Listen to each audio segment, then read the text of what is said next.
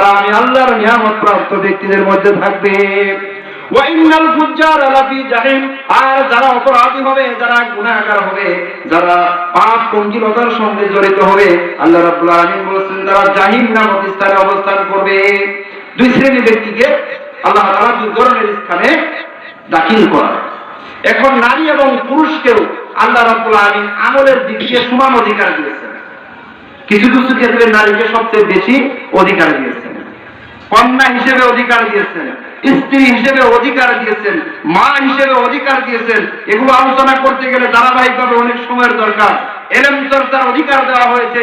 এই যে এলেম, একটা মহিলা মাদ্রাসা, এখানে এলেম অর্জনের অধিকারটা একমাত্র ইসলামই তাকে দিয়েছে। কেননা আল্লাহর নবী বলেছেন তলাবুল ইলমি ফারিদাতুন আলা কুল্লি মুসলিম ওয়াল মুসলিমা, প্রত্যেক মুসলমান নর এবং নারীর উপর এলেম অর্জন করা ফরজ।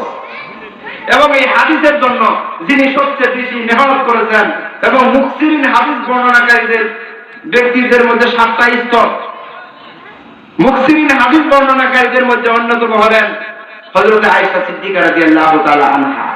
তিনি কি করতেন? রাসূল সাল্লাল্লাহু আলাইহি সাল্লামের স্ত্রী হিসেবে রাসূল সাল্লাল্লাহু আলাইহি সাল্লাম অসংখ্য হাদিস এই উম্মতের জন্য সংরক্ষণ করেছেন, বলি সুবহানাল্লাহ। হাদিস বর্ণনা করেছেন। তাহলে হাদিসের এলেমের ক্ষেত্রে নারীর কি অবদান আছে না? এবং ইসলামের প্রথম যিনি শাহাদাত বরণ করেছেন, শহীদদের যে মর্যাদা ইসলামের ভিতরে সর্বপ্রথম শহীদের যে মর্যাদা যিনি পেয়েছেন, তিনি হলেন একজন নারী। তিনি একজন নারী, হযরত সুমাইয়া রাদিয়াল্লাহু তাআলা আনহা। তিনি সর্বপ্রথম ইসলামের জন্য শহীদ হয়েছেন এবং শাহাদাতের মর্যাদা তিনি পেয়েছেন একজন নারী। এবং আল্লাহর নবী একদিন সাহাবে আজমাইনকে নিয়ে বসতেন, বসার পরে তিনি বলতেছেন হুব্বাবা ইলাইয়া সালাসাতুন মিন দুনিয়াকুম, আমি মুহাম্মদের কাছে তোমাদের মধ্যে সবচেয়ে 3টি জিনিস প্রিয়। 1 নাম্বার প্রিয় জিনিসটাই হলো আন-নিসাউ, নারী জাতি। কি?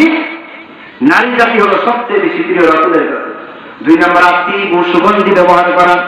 3 নাম্বার হলো কুররাতু আয়ুনি ফিস সালাত, সালাতের ভিতরে নামাজের সময় চক্ষু টেনে নড়ানি করা। আল্লাহ রাসূল বলেছেন এই 3টা জিনিস আমার কাছে প্রিয়। তাহলে দেখেন নারী জাতিকে রাসূল সাল্লাল্লাহু আলাইহি ওয়াসাল্লাম কোন দৃষ্টিতে দেখেন। এইজন্য ইসলাম নারী জাতির অনেক মর্যাদা দিয়েছে, এগুলো যদি বলা যায় বলে বলে শেষ করা যাবে না। এজন্য ইসলাম নারী জাতিকে ইলম চর্চার অধিকার দিয়েছেন।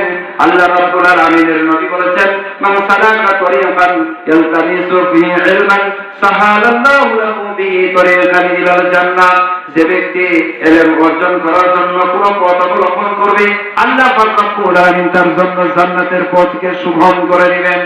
আল্লাহ পাক রব্বুল আলামিনের নবী সাইয়্যিদিনা জনাব মুহাম্মদ রাসূলুল্লাহ সাল্লাল্লাহু আলাইহি ওয়াসাল্লাম বলেছেন যে ব্যক্তি একটা কন্যা সন্তানকে লালন পালন করবে, আদব শিক্ষা দিবে এবং শিষ্টাচারের মাধ্যমে একজন ভদ্র পাত্রের কাছে পাত্রস্থ করবে, আল্লাহর নবী বলেছেন কাল কিয়ামতের ময়দানে ওই ব্যক্তি আর আমি জান্নাতে পাশাপাশি অবস্থান করব, বলি সুবহানাল্লাহ।